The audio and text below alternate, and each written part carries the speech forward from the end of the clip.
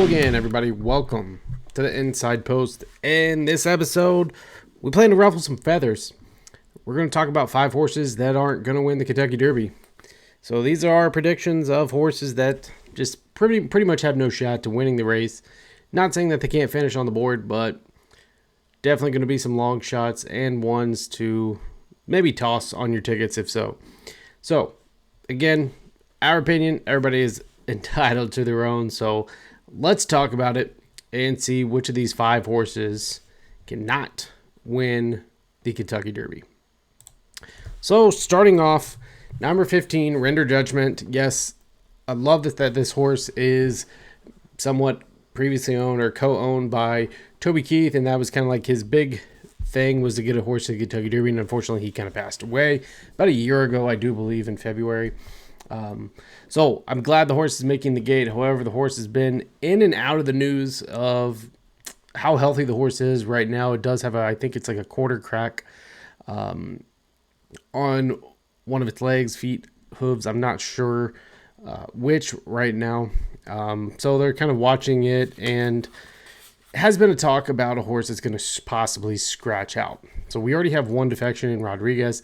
Render Judgment right now kind of teetering in between what they're going to do. McPeak said the horse is fine. Kind of shocked that they sent the horse here in the first place. I mean, I guess it's the Kentucky Derby. Everybody wants Kentucky Derby aspirations. But this horse just seems to be like a huge long shot. And it's crazy. The horse is taking a lot of money in early wagering pools, which is shocking. I think the horse has been bet down from 30-1 to almost 12-1 right now. But coming 5th out of that Bluegrass just doesn't look like a whole lot on paper what people are excited about. Again, 5th in that Bluegrass was beat out by Burnham Square and East Avenue, who's been hit or miss here recently. The speed figures don't show anything that's going to impress me or that should be impressing. I mean, he does have one workout here, April 26th, according to this past performance, but I know they've been working basically leading up to the Derby. This horse is going to sit in the mid-pack, does have a little bit of late speed, but nothing like some of the other closers do in here. I just think he's going to find a lot of trouble. I love the connections, love Kenny McPeak. The pedigree even looks pretty good. It's just a tough one to try to figure out. I mean, he broke his maiden, goes to the Jockey Club, finished 5th, goes to the Fairgrounds in the Risen Star, finishing 8th. Virginia Derby beat out by American Promise. Did finish 2nd. That could be his best race. But then didn't really back it up in the Bluegrass Stakes. So, as expected, the horse kind of thought that we wouldn't see it on the Kentucky Derby trail, and it was kind of like a bunch of horses kind of opted out of the Derby or defected out of the Derby, and Render Judgment, it kind of fell into their lap where they were able to get in. Connections kind of went with it. So we'll see what this one's able to do. Like I said, getting bet pretty hard right now, probably one of them that's taking the most money. I just think this one's an easy toss for us, and we're definitely easily going to look elsewhere. Sorry. Number 6, Admire Daytona. Yes, this one comes out of Maidan and Tokyo. This one's a big question mark. I think it was 3rd betting option in the Maidan, the UAE Derby. I really thought Heart of Honor would be the better horse in there and kind of finished 2nd that day. But Admire Daytona looked pretty good, won by a nose. Was getting a lot of admiration over there after that race because obviously that was a Kentucky Derby prep, so it was going to come to the Derby. A lot of people thought that they may steer clear, they may stay, but it's a free ticket to the Kentucky Derby. Owners, connections, all of that, they have a Kentucky Derby horse. Now, it will have Christophe Lemire. He's been to a Kentucky Derby before. He kind of knows a way around the track. Obviously, I just don't know a whole lot about this horse right now. And again, broke his maiden in Tokyo with Lemire. Goes to a stakes race in Tokyo, finished 4th behind Luxor Cafe, who's also in the Derby. And Maiden, or at the UAE Derby, really didn't have much beside Heart of Honor, who just did not seem to be on his game that day. So another one that we're probably going to throw in our toss column. I just don't see a whole lot out of the horse. The pedigree doesn't look like maybe the distance is going to suit this horse as well. It's probably going to be a big price. Right now we're getting 30-1, but this horse is not taking any money whatsoever in the early wagerings. Japan horses are always like iffy on how they work out. We really don't fully understand why they're working them out the way they do. There's nothing that we can compare right now to some of the ways that the American horses are looking on the track. So this one obviously has been a toss for a lot of people. Next is going to be number 20, Owen Almighty. Not necessarily breaking all the way outside now that Beza has drawed in. 6th in the Bluegrass, kind of a disappointing 6th in the Bluegrass for the connections, but did pick up a nice first in the Tampa Bay Derby, pretty much setting himself up to make the Kentucky Derby. Connections did talk about sending this one to the Pat Day Mile. Probably would be best suited. The distance is going to be the question mark. If he's going to be suited for this Kentucky Derby distance, I don't know. I don't know if it's in the pedigree. I don't know if it's in his running style of what he's been able to do in the past. He likes to go to the lead. He does have some early speed. He doesn't necessarily have to be on the lead. And it's going to be tough to get the lead from that 20 post.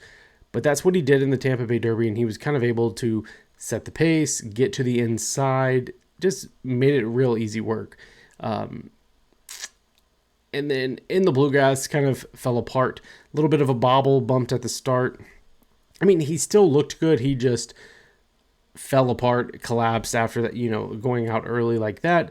And then Burnham Square, East Avenue, River Times, all those horses kind of were able to pull ahead of him. So he kind of fell apart there. If you look at his past performances, everything looks great except for that Bluegrass Stakes. But also, nothing compares to the distance that he's getting ready to run in the Kentucky Derby or what he ran in the Bluegrass.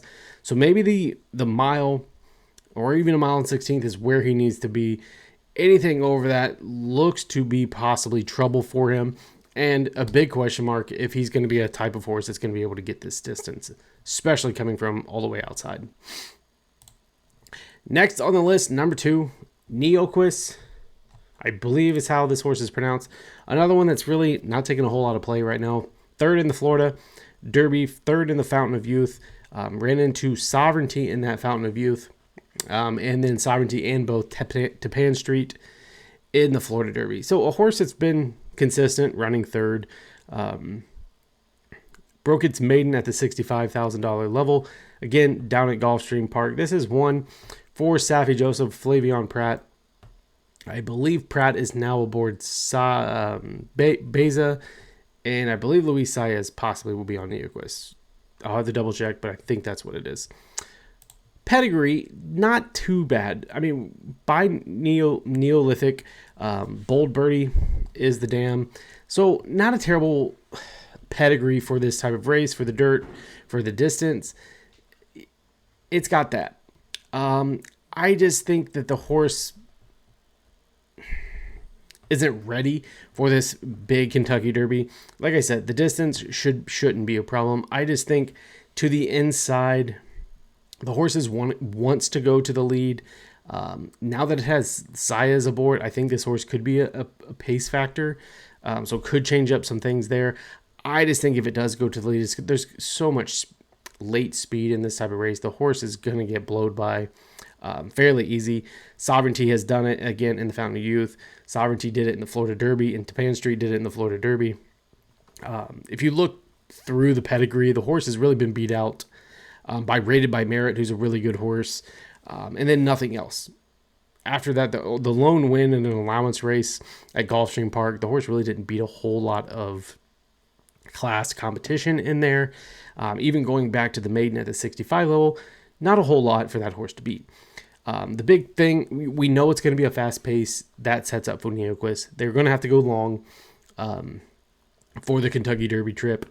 His late speed is what's going to get him. He doesn't have a whole lot of late speed. He uses it too much on the front end. And I think he kind of just is going to be one, like many of the others that we put on here, that are going to be early to burn out to get this distance and have anything left in the tank. All right, and our final number 11, Flying Mohawk. Another horse that's getting a little bit of attention with the connections. I think Jason Worth and company of 2-8 Racing. But it comes out of the Jeff Ruby Stakes, finishing second. Final Gambit is taking all that attention away from that Jeff Ruby Stakes with his workouts. And then the horse has been on turf. 5 starts on the turf, goes to the synthetic and the Ruby, and gets enough points to make it into the Kentucky Derby field. Going to be a late runner. Going to sit mid-pack, be a late runner. But I think there are other runners in here that have a ton of absolute late speed. He's getting a 103 right now for our time form late speed prediction in here. And I just think there's other horses that have like 110, 109 that are definitely going to be blazing late. And I think if you go back and watch that Jeff Ruby, Final Gambit blows him away in the stretch. I mean, is just absolutely pulling away as they kind of finish out that mile and an eighth. So I don't know if Flying Mohawk really wants that distance.